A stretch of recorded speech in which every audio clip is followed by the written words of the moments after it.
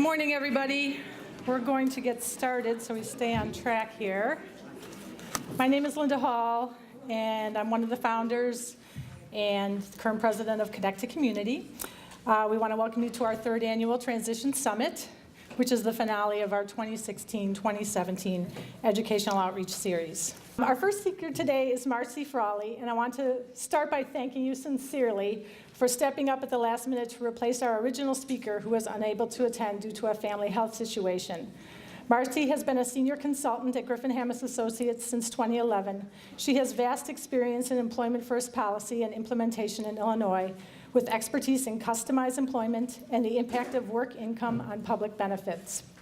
It should be noted that Marsie has been an integral part of Connect to Community's Customized Employment Initiative from day one, having trained both Barb Tobias and I to be certified employment specialists way back in 2014. We learned from the best that everyone can work, no matter what their disability. It just takes the right job with the right supports.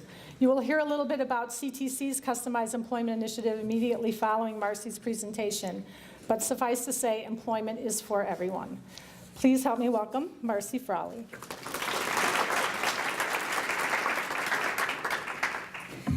Thank you, Linda, and thank you, everyone, for having me here today. It's a real pleasure to see such a fantastic group.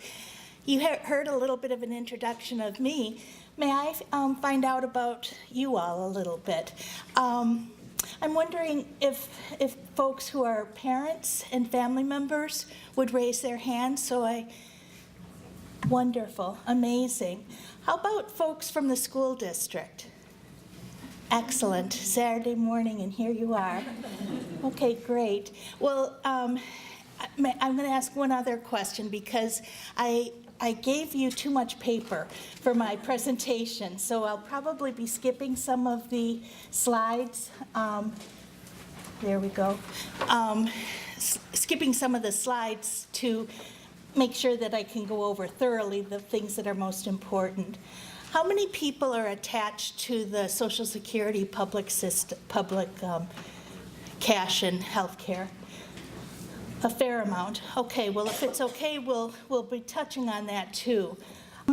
We have lengthy goals for today, or lofty, I should say, in that we want to make sure that we talk about employment first, which is a policy that's relatively new or being implemented fairly recently in Illinois, with the use of the employment strategy called customized employment that Connect to Community is using.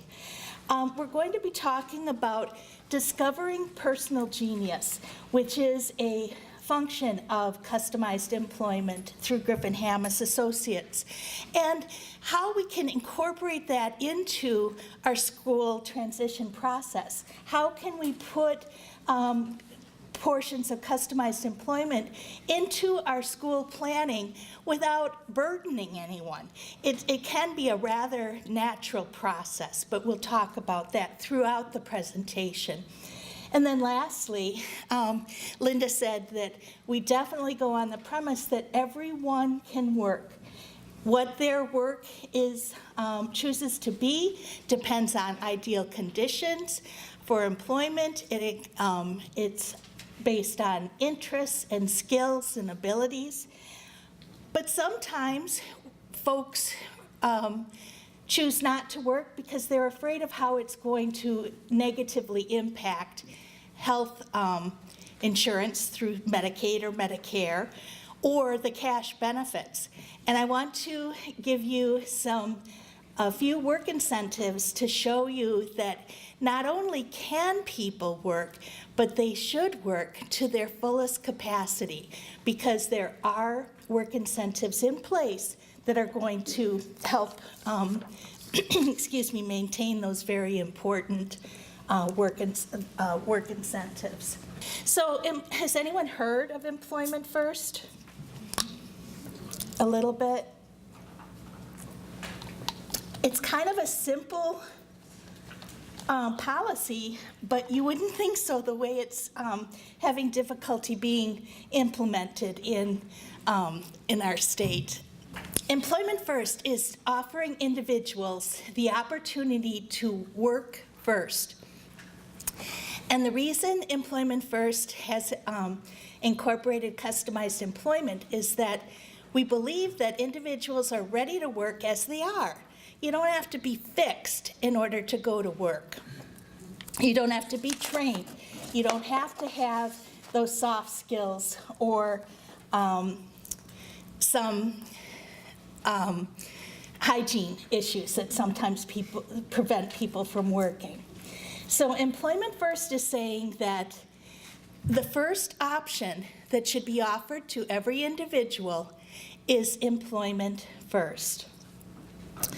This was implemented in Illinois in 2013 in a policy signed by Governor Quinn, and most recently, Equip for Equality. Are you familiar with that?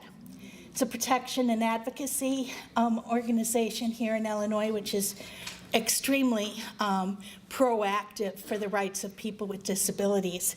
They wrote a blueprint for Employment First, and I put that hyperlink on your PowerPoint for you to look it up later to see what they're suggesting.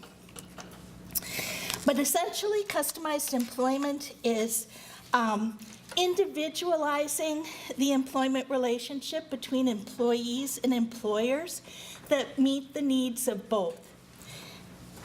On the Griffin-Hammis associate logo, we say we're creating communities of economic development. So we're not just an employment strategy, it's all about building the economy, building communities, and that's what we're very, very proud of.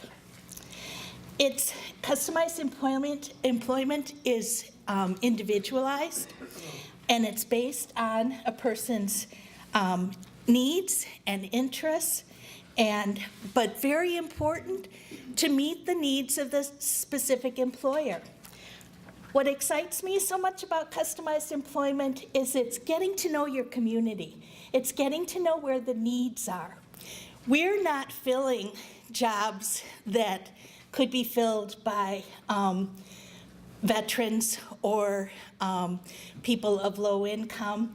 We're creating jobs that are specific to the individual that will specifically help the business grow. So that's why we're an economic development policy or strategy. This that's up here was from the Federal Register in 2002, a federal document that was developed by the Office of Disability Policy at the U.S. Department of Labor. So this isn't Illinois specific, it's nationally. And I'm just really proud to say that Illinois is picking up on this now. So customized employment may include employment developed through job carving. Have you heard of that term? Where you're taking out certain tasks of a job. It could be self-employment, as some of you are hearing more and more businesses that are starting for people with disabilities who, first of all, have a passion for the product that they're selling, and then it gives them that satisfaction to be providing that product or that service. So, or it could be restructuring strategies that result in job responsibilities being customized and individually negotiated to fit the needs of the individual. One of the first experiences we had in customized employment was in a very small town in rural southern Illinois. And my colleague went with the job placement specialist to a small hospital. And when they did a tour, we used the strategy called an informational interview. And so they took a tour of this hospital to learn about the hospital, what goes on, all the different departments, and as I said, it was a small hospital. So they took this tour, and at the end of the day, they asked, now, is there something, some tasks that some of your workers have said they really don't like to do? And they said, well, actually, there is. And that is at the end of every shift, the nurses on the wards were supposed to gather the outgoing mail that had accumulated during the day, and then they were to take it down to the mailroom, process it, and get it out to the mailbox. Okay, these are nurses, highly skilled, very professional women. So a negotiation was made with the hospital to create a job for a young man to go around at the end of the shift to pick up that mail and process it. What do you think that did for the nurses? It was a huge few. You know, who would want to do that at the end of the day? So what we did was we created this job. Now, what gets even more exciting, and this is what we really like about customized employment, is that the job was created for a young man specifically.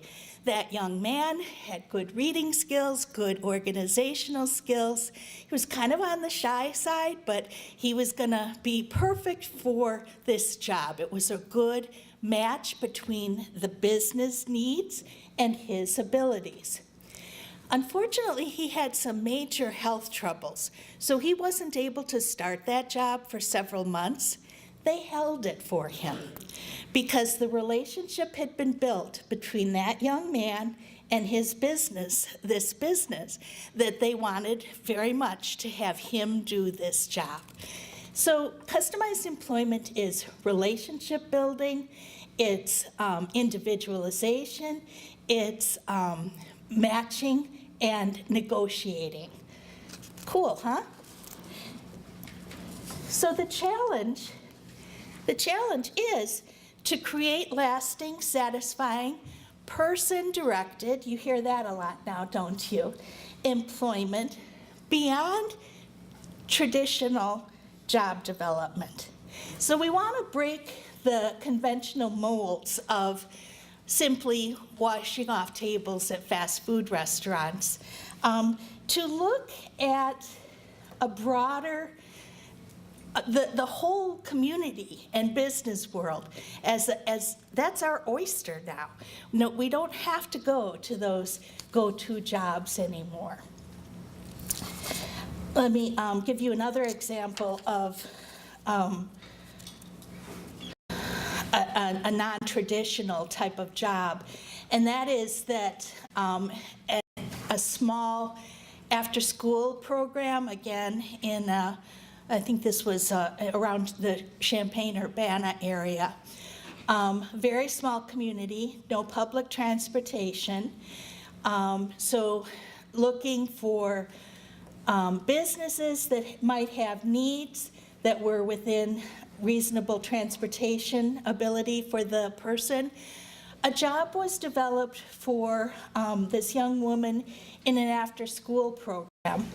Now, when we do customized employment, I'm going to be talking about the process, but the process looks at ideal conditions for employment.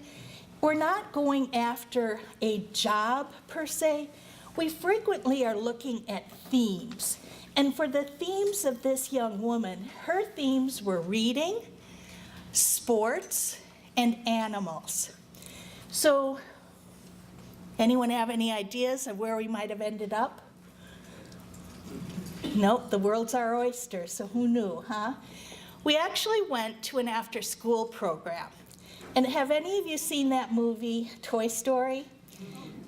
And there's the one scene where you're looking into that daycare center and it's chaos. Well, that's what we saw when we started doing our job development for this young woman. Now, the reason we went, why did we go to an after-school program with themes of sports and reading and animals? Well, we went there, or the way it ended up tying in was that after she had been there for a while and she had been talking with the kids, the natural conversation was, I have a dog named Mitzi at home. Do you have a dog? And the reading she started out as a snack aide, and now she's a teacher's assistant. And as a teacher's assistant, when she's done with her snack aid work, she now sits and reads with the students, or these kids. Here's the life-changing piece. And sometimes we don't always think of employment as life-changing, but I see it every time I talk to someone who's been going through customized employment. Annie was rather shy. She was downright quiet and did not have a lot of words to impart. Well, after she had been on the job for 6 months or so, Dad was picking her up after work. And one of the little kids said, "Bye-bye, Annie, have a good weekend." And Annie turned and said, "Bye-bye, say hi to your dog, Mitzi." And the dad's mouth just fell to the floor, because this was his quiet Annie, who was fully involved in her workplace and had developed all these relationships with her, the students and then her teachers. So why do we look at customized employment? There actually is a shrinking pool of workers these days. Have you noticed that? That as the baby boomers are coming to retirement, there's more and more openings of jobs. So customizing employment for our folks can fill a very specific need. Also, we're seeing that disability is more of a natural occurrence now, especially aging and people with disabilities have similar issues, so that they're being addressed universally. It makes good business sense to hire people with disabilities. What is customized employment?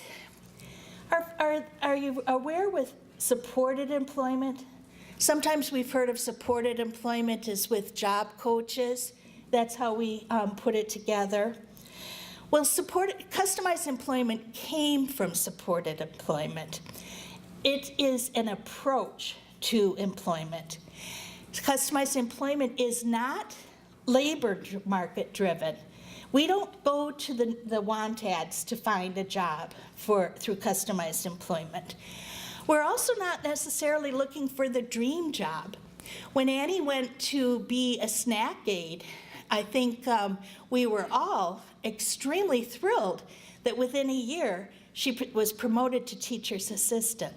You just don't know sometimes how a job could grow, but that's what you're looking for, is to get into a job where there is room for growth.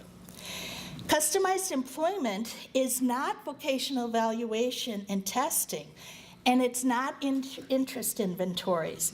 And that's really hard, because that's what we're used to doing, isn't it? And we're also very used to saying, what do you want to do when you grow up? And how many kids actually know what they want to do? And sometimes they might say, well, I'd like to be an airline pilot. And maybe that person has severe visual issues. So we don't just, we want to use those I want to statements and explore the theme around it. I was really excited for one of my, actually it was my boss, Carrie Griffin, who worked with a person with a theme of aviation. He liked planes. He liked things that fly. So they went to a local airport and talked with a helicopter company, and that they were able to discern some jobs for this young man to do around helicopters. So even though a dream job might be a pilot, the fact is the person just really wanted to be around those types of machines. Another person I worked with had been a phlebotomist. before he had several traumatic brain injuries. Needless to say, the seizures that he was experiencing and memory issues, his drawing blood wasn't going to be a possibility when he became more stable. What it ended up, he was dead set on going back to being a phlebotomist. What it ended up was he really wanted to wear the white jacket. He wanted to feel that he was part of the medical field.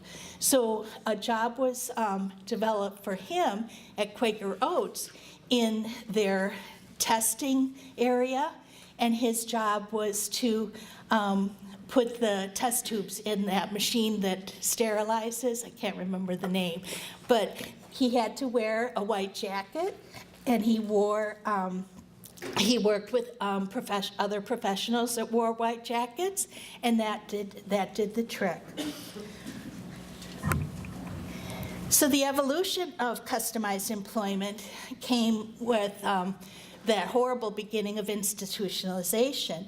And of course, there was never any thought of employment. We moved toward sheltered employment, where people were employed at sub-minimum wages in group settings. And you're probably aware now that that is not an option for students to be transitioning to anymore. Then we moved to job placement, but that was pretty much perceived to be for the most capable and placed in regular jobs. So supported employment, especially those with most significant disabilities, are placed in community jobs with support, and it's all about getting ready to work. Customized employment is that you're ready as you are.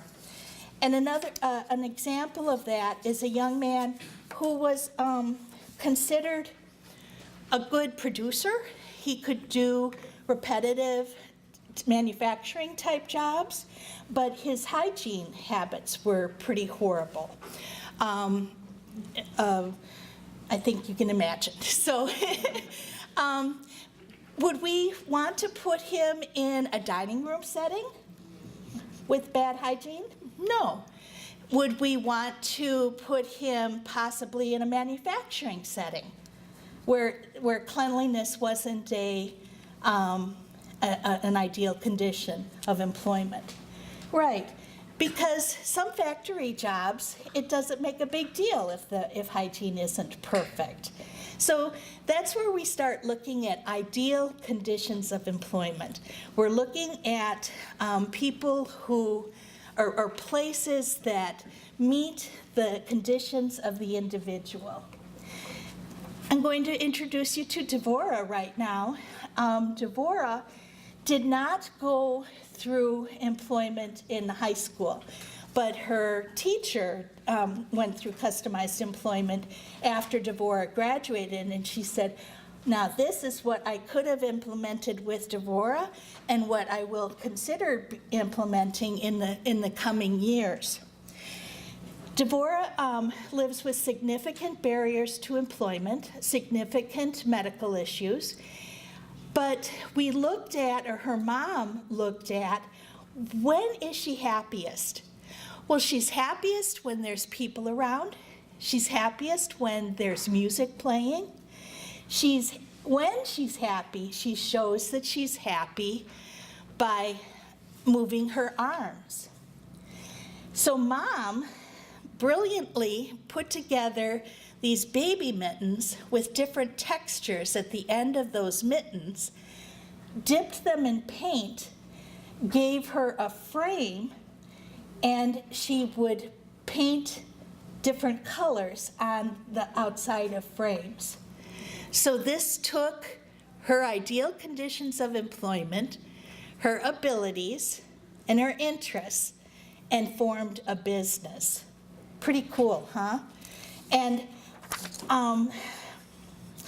one of the things that just gives me a pit in my stomach is that there may be times, and I hope it doesn't happen, but there may be times that you hear a family member's unemployable, and there are no worse words ever.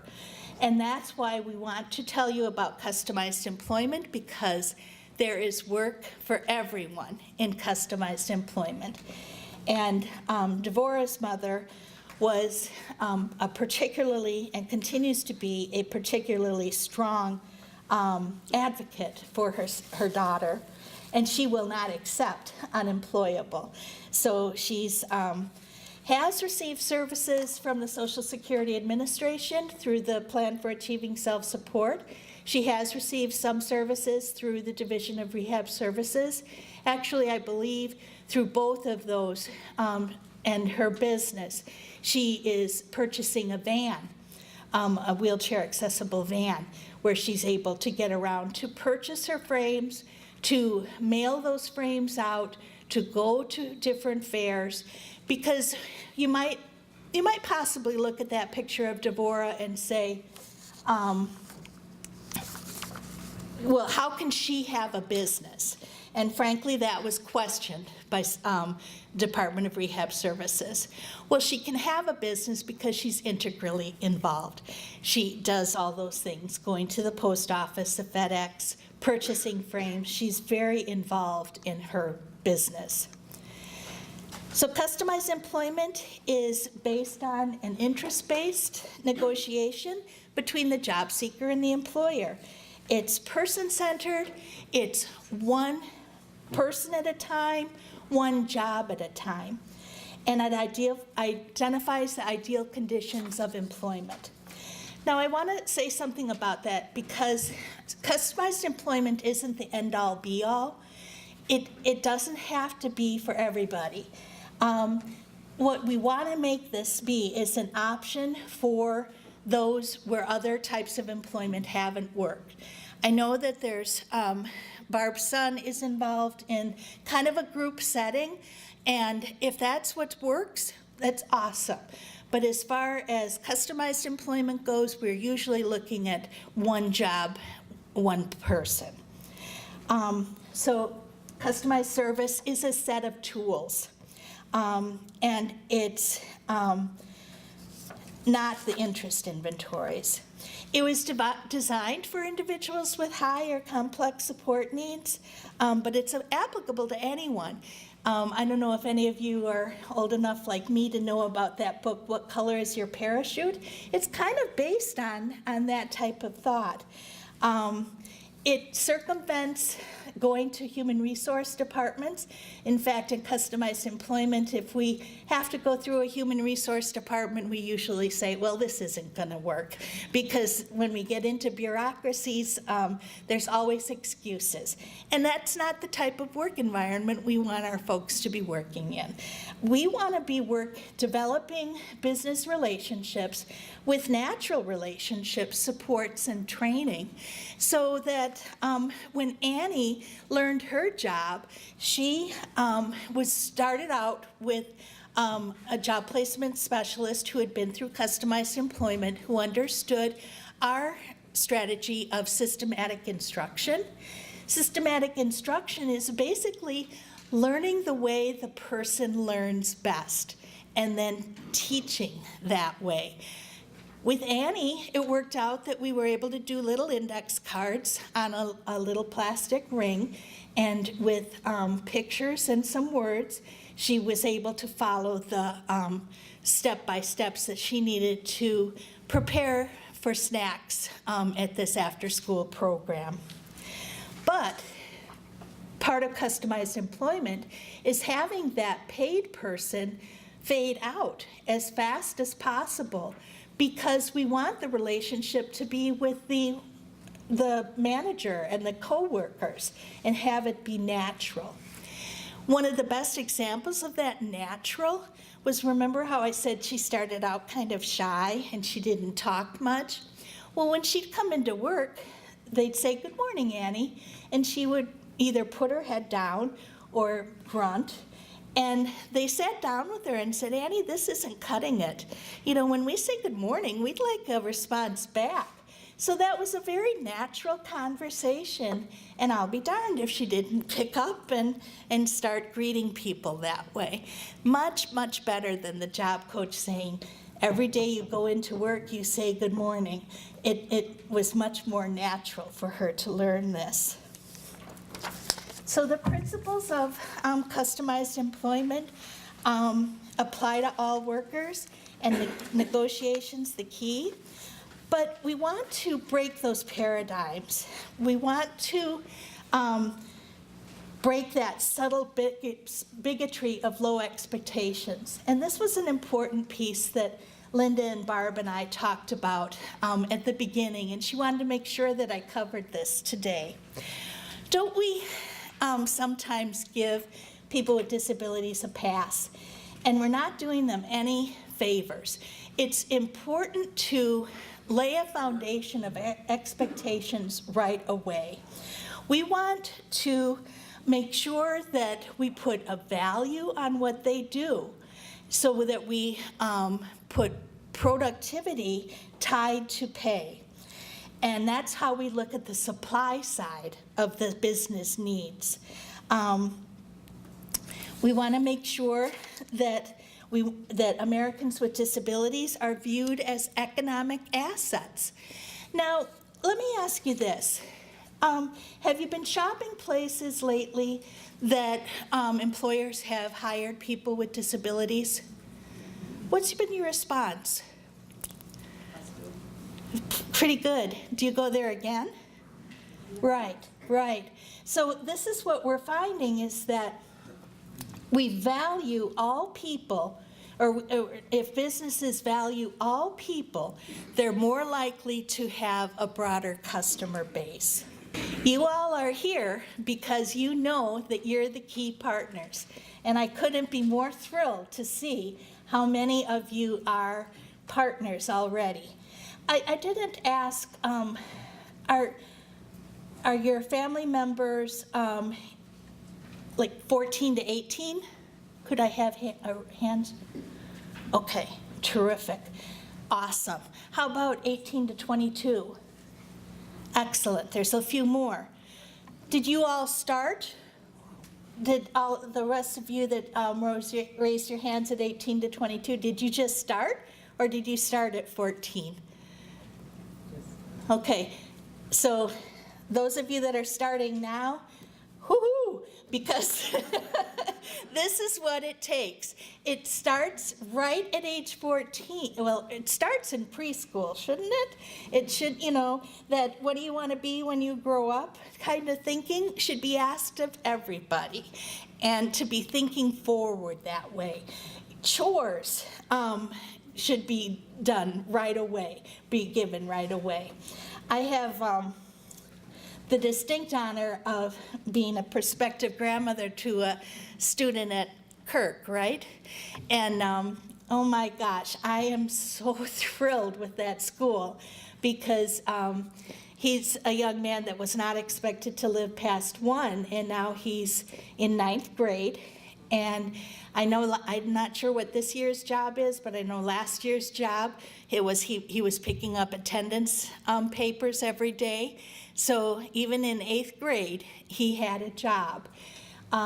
His identification of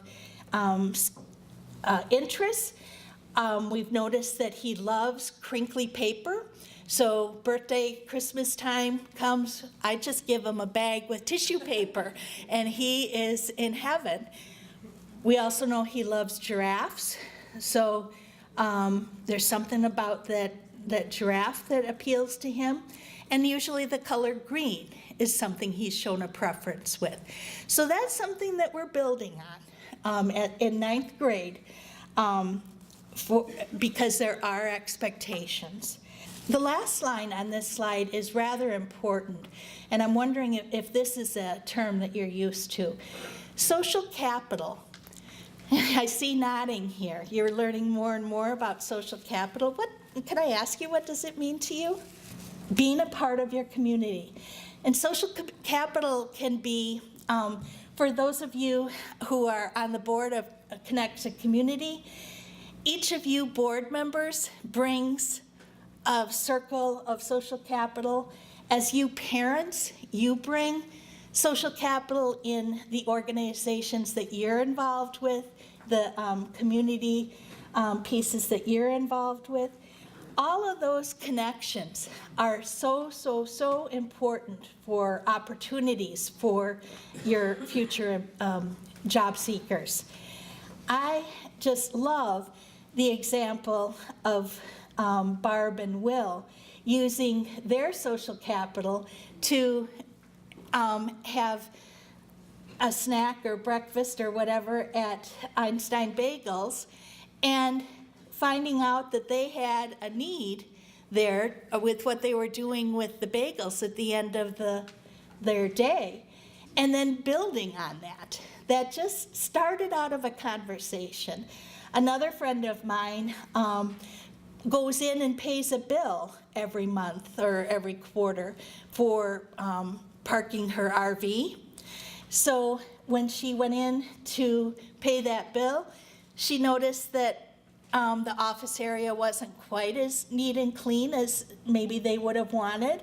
And she offered that her son could do some of those tasks in exchange for a gift card. So it was starting from that little bit of social capital, gave him some work experience and broke the door into employment for him. Social capital is a very important piece in customized employment because it's who you know and who do they know, and it's getting introductions.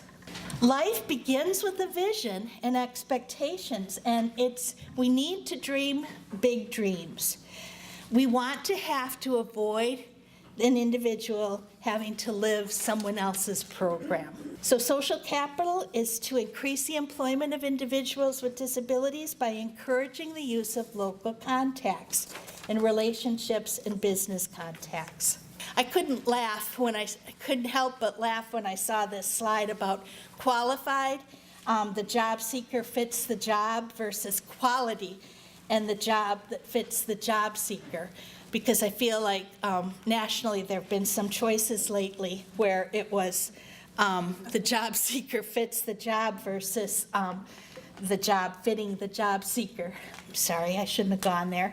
But when I saw this slide, I thought, boy, what a perfect example. So not all jobs begin with qualifications. Most businesses are going to tell you that they're looking for an individual that they can trust, that they know is going to be there every day.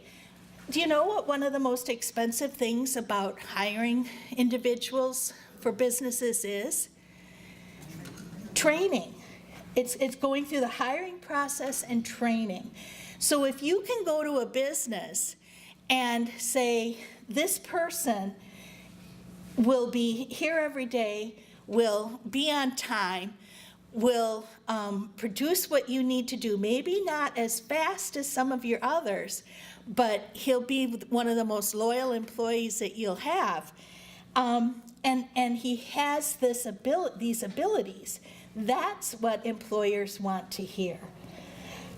So if we only focus on qualifications, we may lose the potential contributions people could make.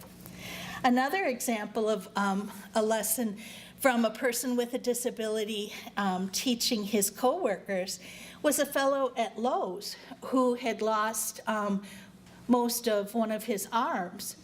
And he ended up showing his coworkers how to properly lift with the use of knees or his arms versus his back. And when he came on as an employee for Lowe's, they actually saw a decrease in their workers' comp claims because that coworker helped. And I think we're hearing those types of stories more and more all the time. The phases of customized employment, no matter what form of employment development you choose, you have to do these 4 things. You have to start with discovering personal genius. You need to need to cultivate employment opportunities and job development. You need to engage employment supports. And you need to provide ongoing support and career development. These are the phases of customized employment. Now let's talk about discovering personal genius. First of all, don't you just love that term? Because we all have a personal genius, and we need to take the time to build relationships to find that genius or to identify it. It's a unique form of community-based functional assessment. It's revealing those vocational themes that I talked about. The themes are not job descriptions. They're overarching interests that contain many jobs. And these components of discovering personal genius include creating a positive personal profile, which is one of the things that I was so impressed by at Kirk School with the IEP PowerPoints. It was an extremely positive profile for our grandson. We're learning about skills and ideal conditions of employment and use these along with those vocational themes as a roadmap for employment. But you'll notice on the second part, first one says personal profile, but then there's that very important piece of discovery on benefits planning. Benefits planning is having to understand what public benefits a person is getting or hopes to be getting, and how work could potentially impact those. So it's a very important thing to do. Unfortunately, I have a personal experience of helping a person into a job only to have them quit a month later when they saw that their supplemental security income check had been reduced due to that income from work. We want to get that all straight and understood ahead of time so that we don't have those surprises. Discovering personal genius includes that plan. Discovering personal genius includes that planful approach to reveal life's themes that present a path of discovery that begs that you look into it some more and create options. This breeds innovation in job development. The reason I've done several slides now on assessment is because those of you that are in school have heard plenty of assessments, haven't you? And what do they really tell you? This is why if we could be incorporating some of the steps of discovery in the IEP process, you might be able to get a little bit more information to help the person towards a successful transition from school. This particular slide shows the traditional or the conventional ways of assessment where all this student information is filled into this funnel, and then you end up with this very tiny vocational goal.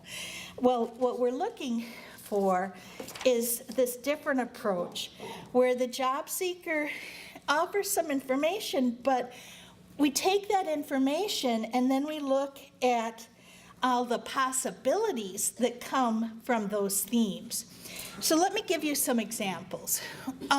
When we're thinking about different activities around the school that possibly students could be working, could be involved in, and maybe they haven't traditionally been involved in, how about if a person is interested in the theater?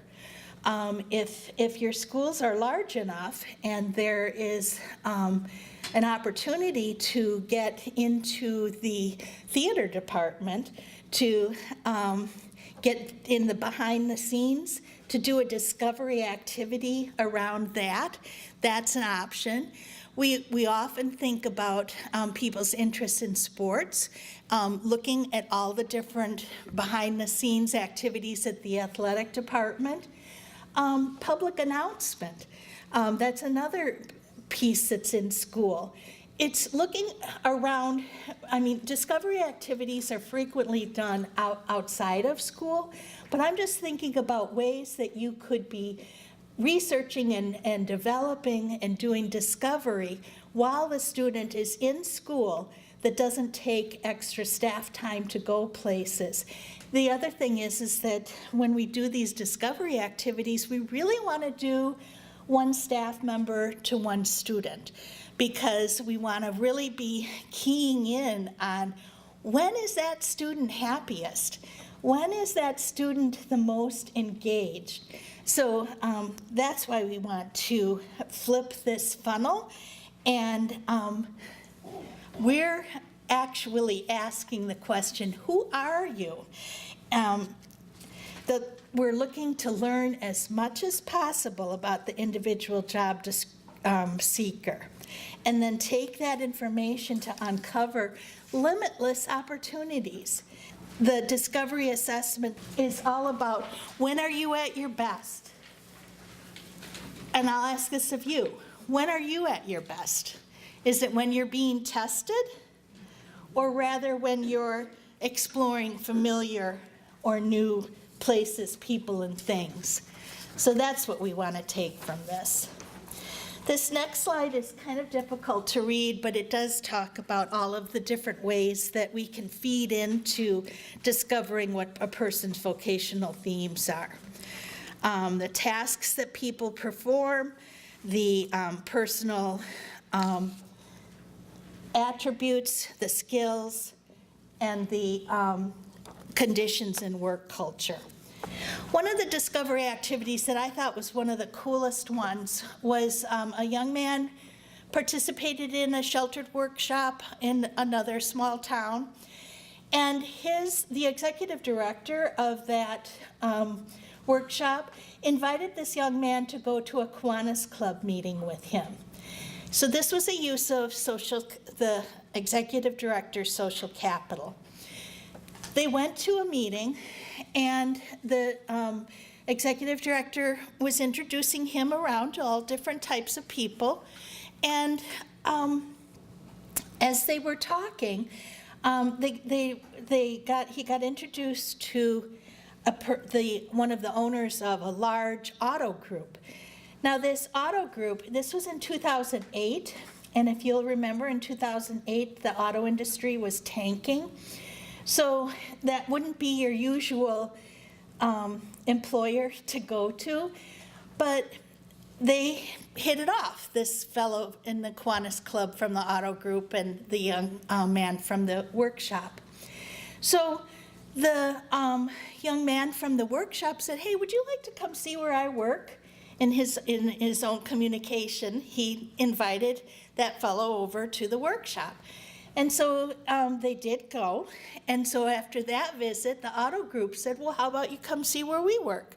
So they went over to the auto group, and the job placement specialist and Andy were talking with these folks, and they found out that there had been quite a few layoffs because of the auto industry problems at that time. But because of those layoffs, there were certain duties and tasks that weren't able to be performed anymore.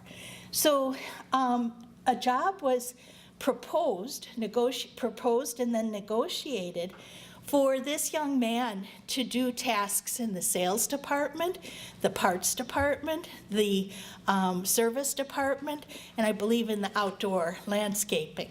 A job for, I think it was 20 hours a week, was negotiated. We're doing pretty well. This young man had themes of organization, so that fit real well with the parts and the service. Sports, and then I think the other one was like a hospitality, because he ended up being a pretty outgoing guy.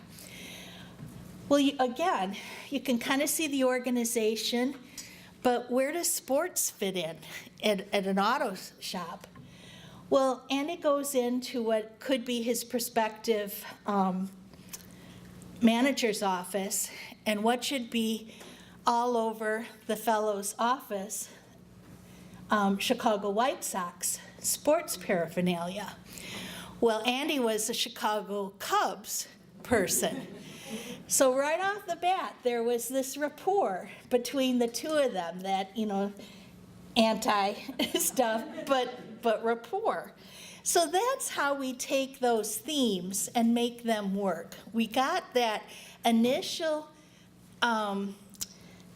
relationship going between those two, so it wasn't just boss-employee. There was this guy thing going on that they had that to be sharing. So just fast forward 6 months or 12 months, and the fellow offers that Andy come into his office, and he's got this black T-shirt in his hand. And Andy goes, I'm not putting that White Sox shirt on. And the guy opened it up, and it actually was their company polo with the white lettering of Andy embroidered in there. So he agreed to wear it because he was definitely one of the crew. So what we've been talking about with themes and interests is that people connect over those shared interests, and employers connect to potential employees that same way. So themes are not job descriptions. They're big and they hold many, many jobs. And themes open up the possibilities and even the smallest communities. When we're looking at vocational themes, we try to identify 3. And the reason we do 3 is that 1 isn't enough. And if we have 2 and have to throw 1 out, we're back to 1. So we want to have 3. Themes are not precise. They're broad, but they provide guidance for our activities and career development. And themes are also not the sum total of skills and tasks, but they make the theme stronger. Themes are the linchpin of the process. In customized employment, we try to find the jobs behind the jobs. You'll see this iceberg here. We've generally been going above the iceberg, but now we want to go below the iceberg.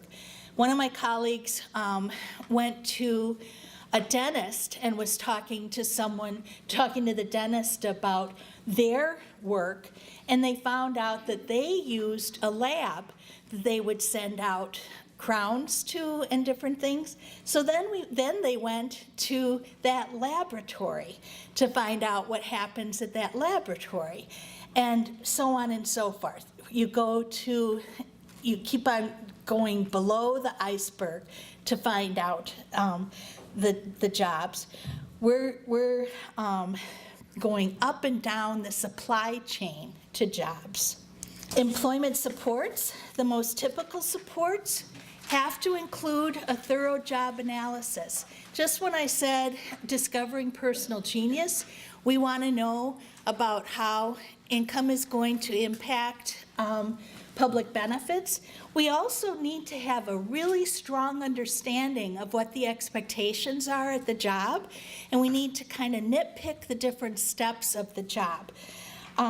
We need to understand if there's specialized equipment for the job, and we need to find out right away, is there going to be transportation to the job? This is all part of the discovery and in the job development. If we're going to be developing a job, we want to make sure that it's one that's truly attainable transportation-wise. So customized employment includes negotiated jobs, creating jobs, job carving or unbundling. It could mean resource ownership, and it could be self-employment or small business. Resource ownership is something that we have not done in Illinois, but I've also always wanted to do it. And here's the way it would work. We worked with a health club one time. That health club said their customers were asking for better towels, and their laundry service couldn't provide the care that those better towels would take. So a relationship was built with that health club where this young man purchased a special washer and dryer. The health club ordered the better towels. This created a job for the young man to be doing the laundry as he was able. And it was his washer and dryer, so that if the job were to end, he would take the washer and dryer. But it was a way that he could help that business, and he gets a job. Interesting theory, huh? But we used to talk about getting a better copy machine. Now we don't think that so much, but you think about ways that a small business might be able to be better if they had an extra resource that could be purchased through Division of Rehab Services money, along with Social Security money and small business loan money. There's all different ways to make it happen, where the person or a job is created through resource ownership. So customized employment job development avoids the market-driven approaches, and it relies on informational interviews, paid job trials. We want to go where the career makes sense. We want to participate in employer councils and work on our social capital. And we need to remember that the task is not to find the dream job, but rather to find the ideal conditions of employment. What are some of your ideal conditions of employment? Mine is being able to meet folks like you. You know, that's an ideal condition. Yes? A livable wage. A livable wage, yep. How about, does it make a difference if you're in well-lighted rooms? How about being able to play your own music? These are all ideal conditions of employment. So I'm going to introduce another young man to you. He's actually from Kansas, but I just wanted to kind of talk to you about perceptions and how those perceptions can kind of deter us. Well, Joe, this is Joe, but in school, he was Joseph. And in school, he was combative, he was non-communicative, he had a very, very, very low IQ. And so right off the bat, his parents recognized that the labor market employment would not work for their Joseph. But Joe loves people. He loves being out of doors, he loves noise.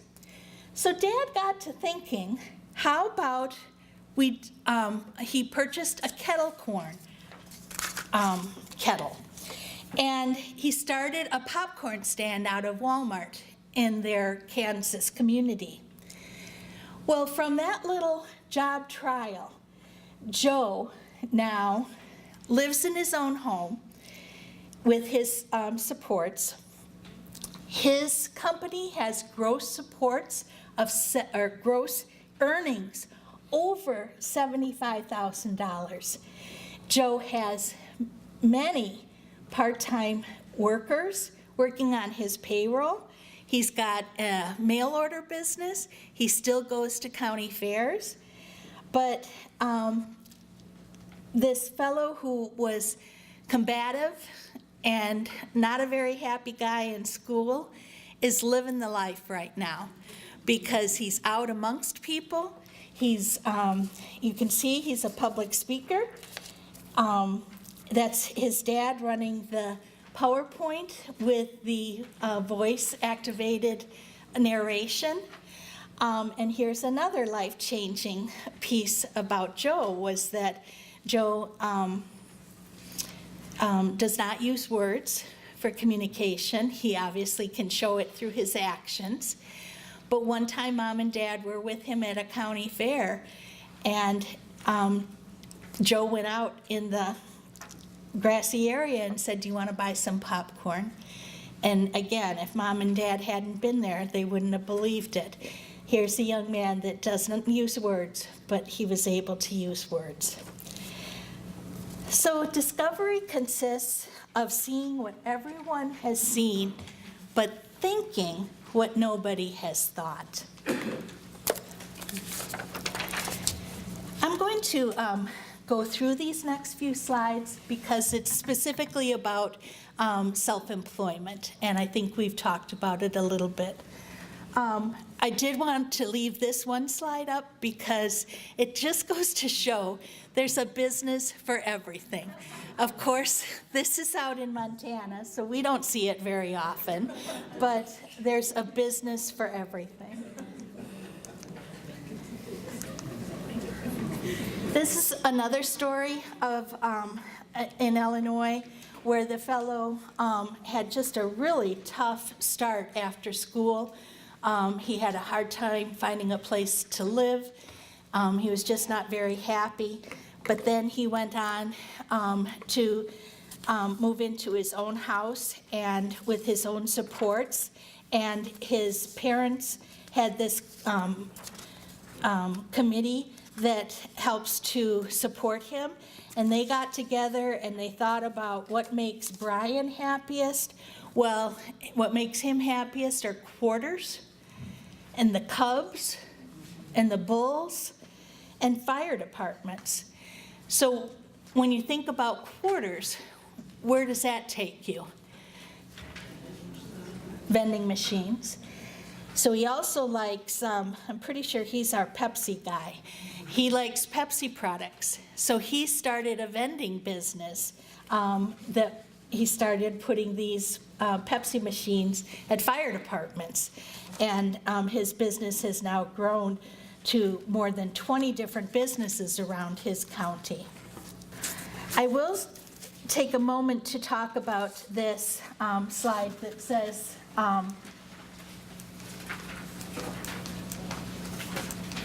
everyone needs a Wilson.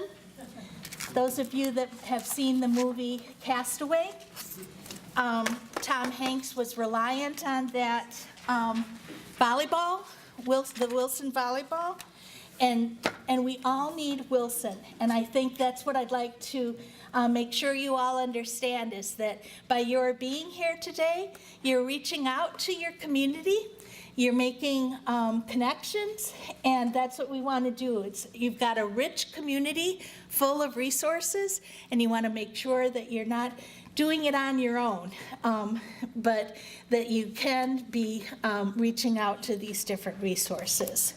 When we think about businesses, we have to think about, is the business going to be making money?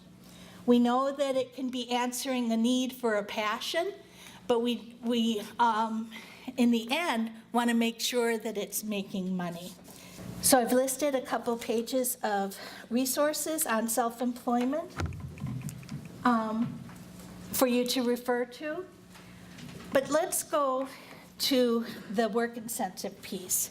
We've got a half an hour, and I think that's just about enough time so I don't leave you glassy-eyed with Social Security information. Working in benefits planning goes hand in hand. We have to start out with that benefits planning in discovery. We want to know which public benefits are being received now. If they're, people might be on the DD waiver, maybe they're in Scylla home, they could be getting DRS home support. We just need to know all of that information. But starting off, do you think these programs are easy to understand? Challenging to understand, but not rocket science? Or rocket science? It can seem one of each of those at some time. Well, today I was kind of hoping to start some positive rumors.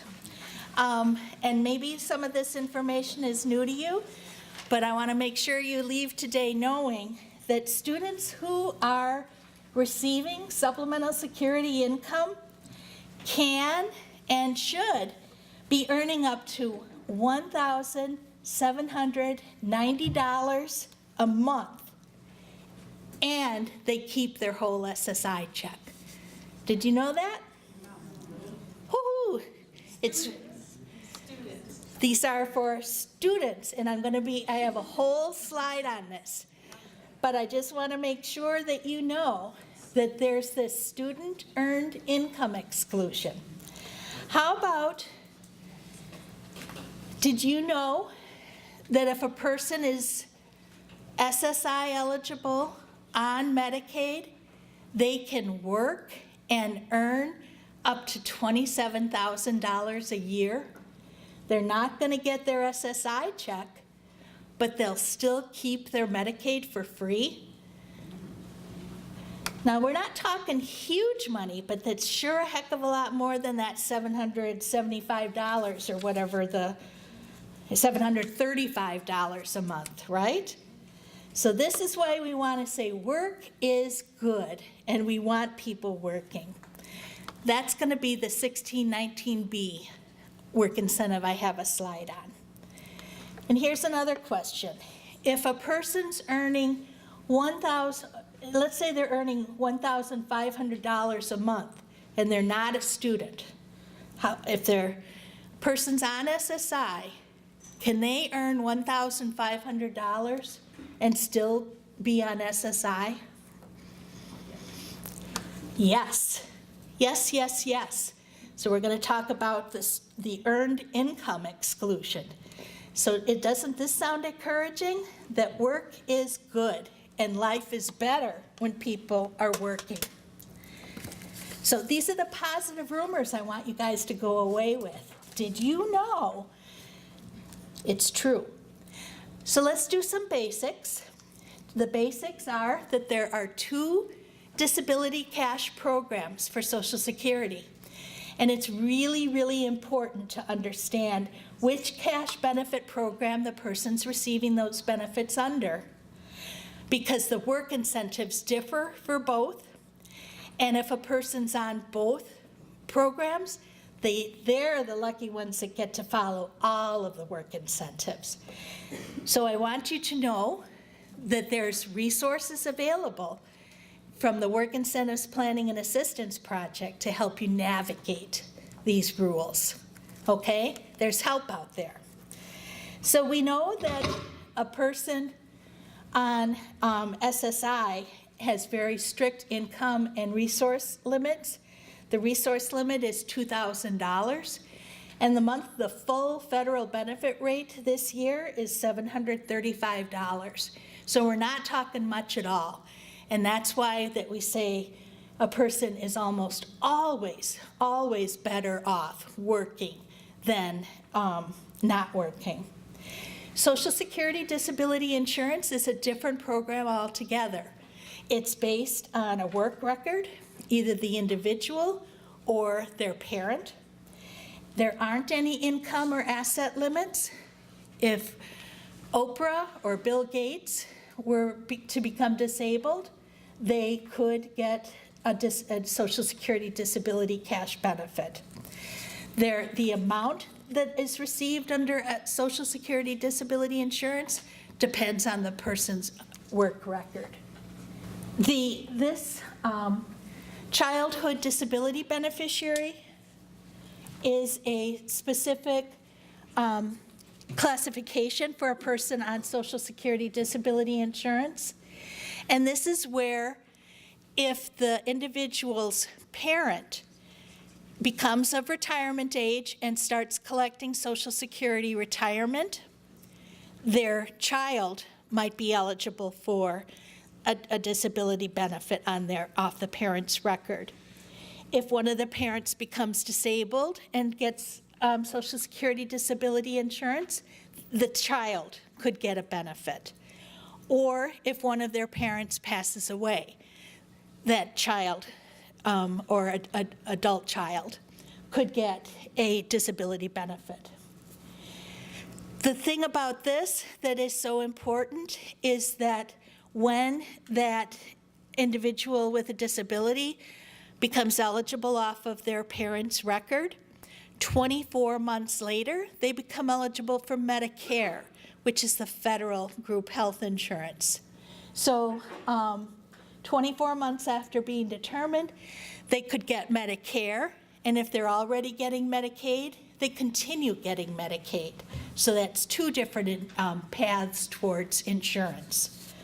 Usually, parents love hearing about this particular slide because those of you that have your students working and earning while they're in school, before the age of 24, an individual only needs 6 work credits to become eligible for Social Security disability insurance on their own record. And why is this important? Because 24 months after they become eligible for disability insurance on their own record, they become eligible for Medicare. And that Medicare and Medicaid together is really helpful for individuals. So we want to very much encourage anyone below the age of 24 in particular to be working and earning.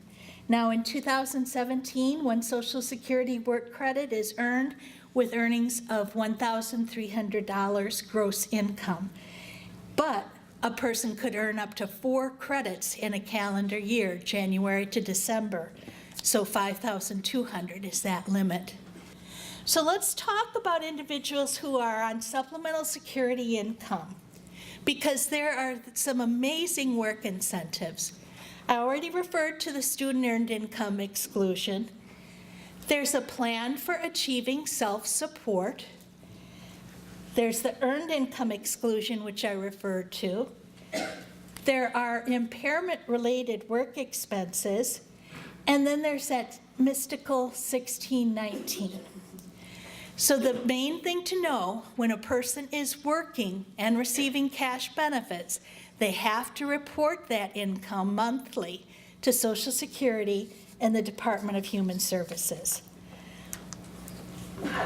I usually say, this is my favorite work incentive, but you're going to hear me say that on each one of these next slides.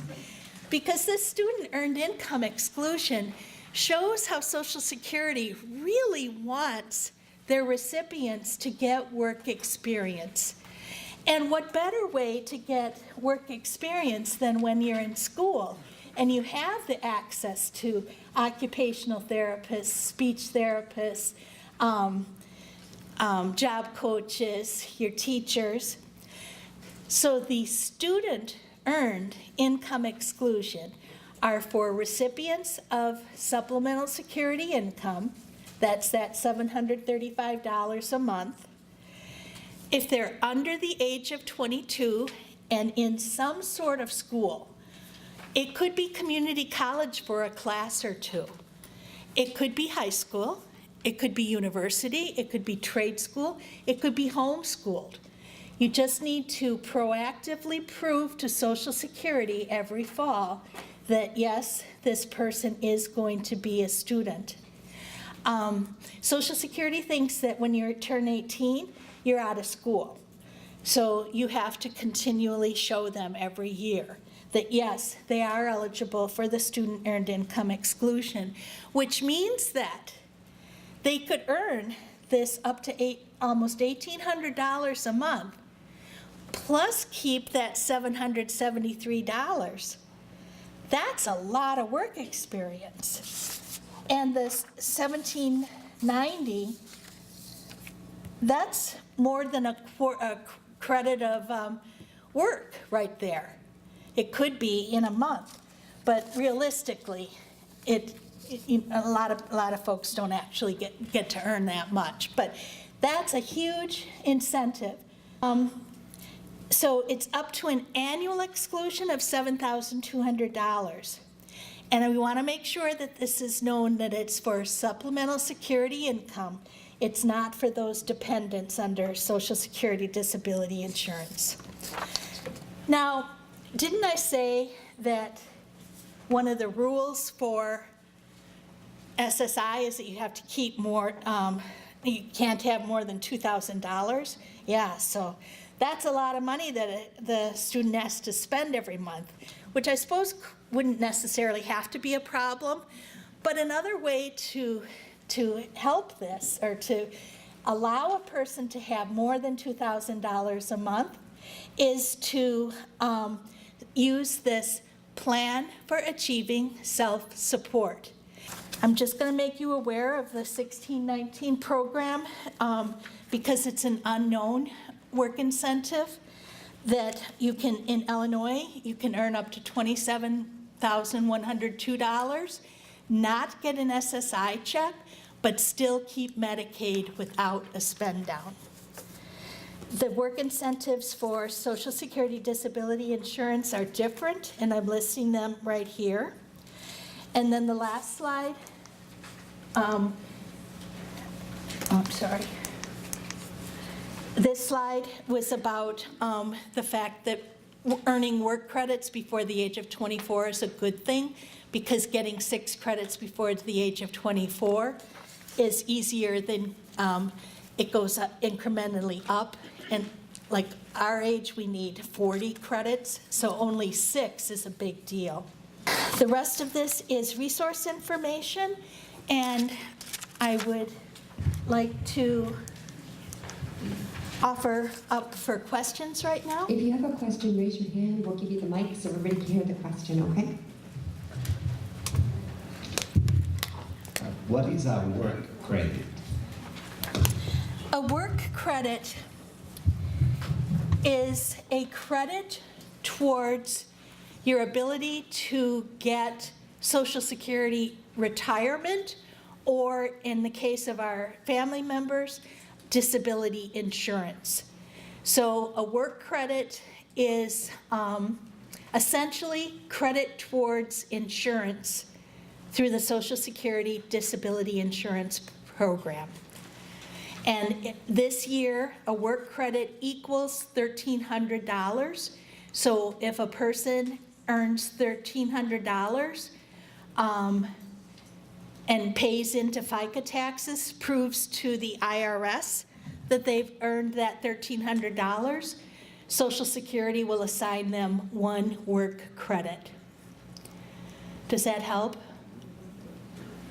The main thing is it affords entry into the Social Security disability insurance program that then can offer entry into Medicare.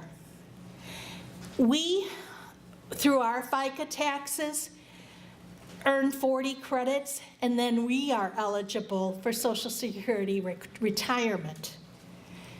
The same thing happens for people with disabilities. They could be eligible for disability insurance once they get 40 credits, but that's really hard to do for some people. So it's much easier and better to get the 6 before age 24. Okay?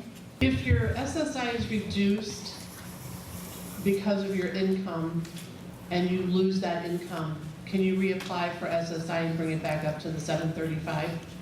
Well, actually, what you're just describing, if a person loses their SSI check due to income, that means that their income is over that 1553 or 1555. First of all, they continue free Medicaid coverage up to that $27,000. So I want you to know that that person's way better off working. But say that job ends, or say those hours get cut. All a person has to do is notify Social Security. These are my new hours. This is my new monthly pay. And they will quickly, the next month, should get their SSI check back again. There's no reapplication. No. The thing about 1619 is you want the continued free Medicaid. You want to check in every year and show that you're seeing the doctor at least once a year and that you're working, and then you continue that free Medicaid. And that's how you can, if your income goes down, you just go call Social Security and you go right back on that SSI check. There's no reapplication, You nothing. have another question? What if your child never received any benefits at all? Should you start asking? And she's never really been diagnosed with anything. Well, If she's never been diagnosed, you might have a little difficulty being found disabled. The adult rules for meeting disability are very strict. It's all about showing and proving that that individual is not capable of earning and working what's called substantial gainful activity. I believe I put that on the Social Security Disability Insurance slide that I skipped over.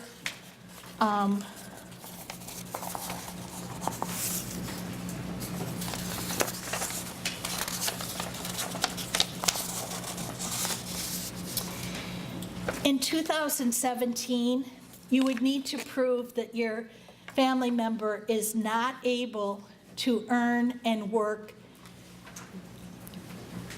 of up to $1,170 gross earnings a month. So it's possible to do, but you need medical records. Your school could be very helpful to you in that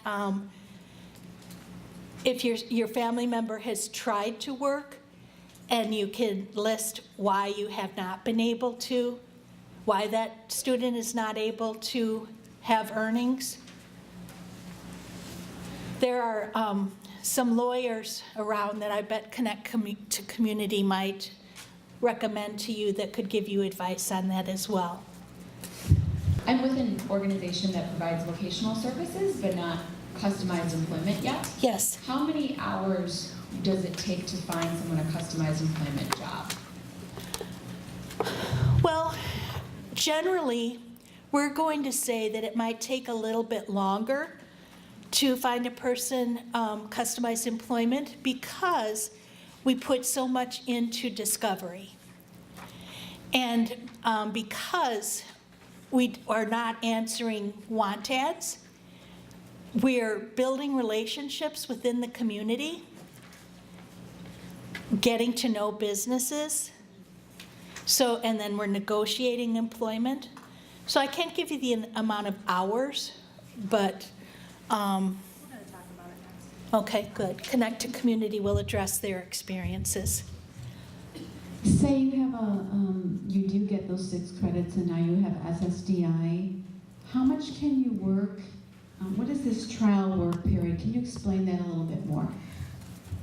It's, the work incentives are totally different for disability insurance because the program was developed for individuals who, actually it was developed after wars, and veterans were coming back injured from wars. So it was developed for individuals with a work history. So Social Security understood that the person would want to try work out to make sure they understand exactly how much they can work without jeopardizing their health. So the trial work period is actually something that you kind of want to take seriously. If the person, if your young person is working and has the opportunity to earn more than $840 a month in gross earnings, you're going to want to have them work at least $1,000 or $1,200. You don't want to work and have earnings at $841. You want to really test their ability. And this is just my opinion. That's not in the Social Security Red Book, but it's just from my experience. So when you use a trial work period, you continue to get your Social Security disability insurance. For a young student, it's very likely that they're going to still get some SSI. They keep both of those cash benefits. Well, the SSI might go up and down, depending on if they're a student, but they keep their SSDI benefit. And it's for 9 months. Now, those 9 months don't have to be reoccurring months. They are over a rolling 60-month period. So say your person is working as a gift wrapper at holiday time. So they work and they have earnings of $1,000 a month in November, December of 1 year. Well, they could do that for 5 years in a row and still not use their trial work period month because they've only used 2 months every year. It's a trick. So you're going to want to work with the Community Work Incentives Coordinator. And that was one of the resources on your later pages. We only have time for a couple quick more questions. I'm coming to you. Here you go. Excuse me, in customized employment, I'm over here, does the worker have to be paid the minimum wage? Yes. Yes. Customized employment is real pay for real work. So that isn't to say that folks haven't done volunteer work, that they don't do job trials, but the goal of customized employment is always the prevailing wage, whatever that may be.